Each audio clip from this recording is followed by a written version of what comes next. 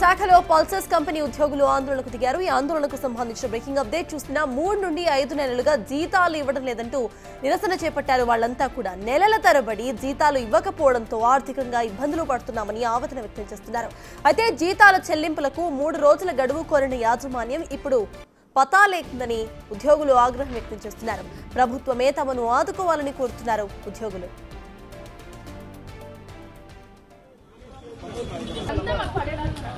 ఇంకో కోటేషన్ చెప్తున్నాను మీకు అన్అఫీషియల్ గా వాళ్ళు మీకు క్రెడిట్ చేశారని ప్రతి దగ్గర అకౌంట్ ఉంటుంది. రేపు వాళ్ళు జిఎస్టీ ఫైల్ చేసేటప్పుడు ఆడిటింగ్ ఫైల్ చేసేటప్పుడు మీకు ఇచ్చినటువంటి శాలరీ స్లిప్స్ పెట్టుకొని వాళ్ళు మీకు ఒకవేళ ఎక్స్ట్రా క్రెడిట్ మీరు అనుకున్నారు. ఇప్పటికీ ఈ ఆందోళనకు సంబంధించిన పూర్తి డీటెయిల్స్ మా ప్రతినిధి రాజు అందిస్తారు. రాజు చెప్పండి, 3 నుండి 5 నెలల నుండి అసలు జీతాలే ఇవ్వడం లేదంటూ తెలుస్తోంది. అసలు పోలీసులు ఏమంటున్నారు? అప్డేట్స్ ఏంటి?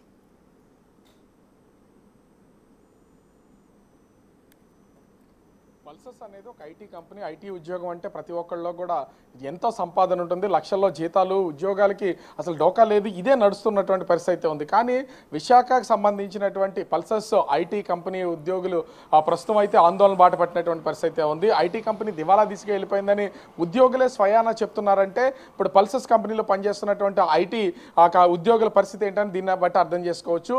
ముఖ్యంగా చూస్తే దాదాపుగా 3 నుంచి 5 నెలల వరకు వీళ్ళకి జీతాలు చెల్లించకుండా ఐటీ కంపెనీ యాజమాన్యం అయితే కనిపించకుండా పోయినటువంటి పరిస్థితి ఉంది. గడిచినటువంటి వారం రోజులుగా వీళ్ళు ఆందోళన చేస్తున్నారు. 3 రోజుల క్రితము ఆందోళన చేపట్టినటువంటి నేపథ్యంలో మొత్తము అటు పోలీసులు కూడా రంగప్రవేశం చేసి ఆ పోలీసుల సమక్షంలోనే ఒక హామీ అయితే కుదిరినటువంటి పరిస్థితి ఉంది. 3 రోజుల తర్వాత దాదాపుగా అటు విశాఖ క్యాంపస్లో ఉన్నటువంటి 150 మంది పైన ఎంప్లాయీస్ అందరికి కూడా మొత్తము శాలరీస్ అన్ని కూడా సెటిల్ చేస్తామని వాళ్ళైతే చెప్పినటువంటి పరిస్థితి ఉంది. కానీ 3 రోజుల తర్వాత చూస్తే అటు యాజమాన్యానికి సంబంధించినటువంటి వాళ్ళు ఎవరూ లేకుండా ఇప్పుడు కనిపించకుండా పోవడంతో అసలు కంపెనీ సంబంధించి రన్ చేస్తారా లేదా అనేది అర్థం కానటువంటి పరిస్థితి ఉంది. ఇక్కడ ఉన్నటువంటి ఉద్యోగులకి దాదాపుగా 5 నెలల నుంచి వీళ్ళకి జీతాలు చెల్లించట్లేదు.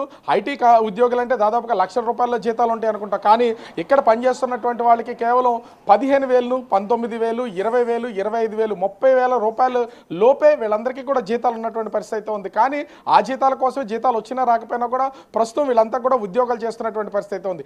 ఇంత తక్కువ మొత్తంలో జీతానికి ఉద్యోగం చేస్తున్నా కూడా ఈ వీళ్ళకే 150 మంది ఉన్నటువంటి ఈ క్యాంపస్లో ఉన్నటువంటి వాళ్ళకే వీళ్ళు జీతాలు చెల్లించడం లేదంటే ఇంకా కంపెనీకి సంబంధించి దివాలా తీసే పరిస్థితి ఉందనేది ఇక్కడ ఉద్యోగులు చేస్తున్నటువంటి ఆరోపణ. చాలామంది ఉద్యోగులకు సంబంధించి విశాఖ క్యాంపస్లో జాబ్ చేస్తున్నటువంటి వాళ్ళందరినీ కూడా హైదరాబాద్ ఐటీ కంపెనీ పల్సర్స్ కంపెనీకి సంబంధించి దానిలో ఉద్యోగాలు చేస్తున్నట్లుగా వీళ్ళైతే చూపిస్తున్నారనేది ఇక్కడ ప్రధానమైనటువంటి ఆరోపణ. మేము చేస్తున్నదేమో వైజాగ్ క్యాంపస్లో జాబ్ చేస్తుంటే మమ్మల్ని హైదరాబాద్కి సంబంధించి కంపెనీలోని ఉద్యోగులుగా చూపిస్తూ ఉన్నారు. ఇది మాకు ఇప్పటికీ అర్థం కానటువంటిది. మేము చాలామంది బయటికి వెళ్ళిపోతాం, రిజైన్ చేస్తాం, రిజైన్ లెటర్స్ ఇచ్చినా కూడా వాళ్ళకి సంబంధించినటువంటి రిలీవింగ్ లెటర్ మాత్రం ఇవ్వకుండా గడిచినటువంటి 3 నెలల నుంచి తీవ్రమైనటువంటి ఇబ్బందులకు గురి చేస్తున్నారు. అది రిలీవింగ్ చేయకుండా డిసెంబర్కి సంబంధించినటువంటి పెండింగ్ వర్క్స్ ఉన్నాయి, వాటి అన్నింటినీ కూడా ఫినిష్ చేయండి అంటూ 3 నెలల నుంచి మమ్మల్ని తీవ్రమైనటువంటి ఇబ్బందులకు గురి చేస్తున్నారని ఉద్యోగులు అయితే ఆందోళన చేస్తున్నటువంటి పరిస్థితి ఉంది. ఇప్పటికే అటు విశాఖకు సంబంధించినటువంటి క్యాంపస్లో ఆందోళన చేస్తున్నటువంటి ఉద్యోగుల్లో చాలామంది హైదరాబాద్ కంపెనీల్లోకి ఉద్యోగులుగా చూపిస్తున్నటువంటి నేపథ్యంలో ఇప్పుడు హైదరాబాద్లో కూడా ఒక అలజడి రేగినటువంటి పరిస్థితి కనిపిస్తుంది. సో పల్సర్స్ కంపెనీ ఉంటుందా లేదా దివాలా తీస్తుందా, లేదా దివాలా తీస్తే కనిపించకుండా పోతున్నారనే అర్థం కానటువంటి పరిస్థితి ఉద్యోగుల్లో ఉంది. అయితే పల్సర్స్ కంపెనీకి సంబంధించినటువంటి యాజమాన్యం కూడా అటు రాజకీయంగా కొంత పలుకుబడి ఉన్నటువంటి పరిస్థితి ఉంది. ఎన్నికల ముందు హడావుడి చేస్తూ ఉంటారు. ముఖ్యంగా గతంలో అయితే అటు జనసేన పార్టీలో స్టార్టింగ్లో జనసేన పార్టీలో జాయిన్ అయినటువంటి పరిస్థితి ఉంది.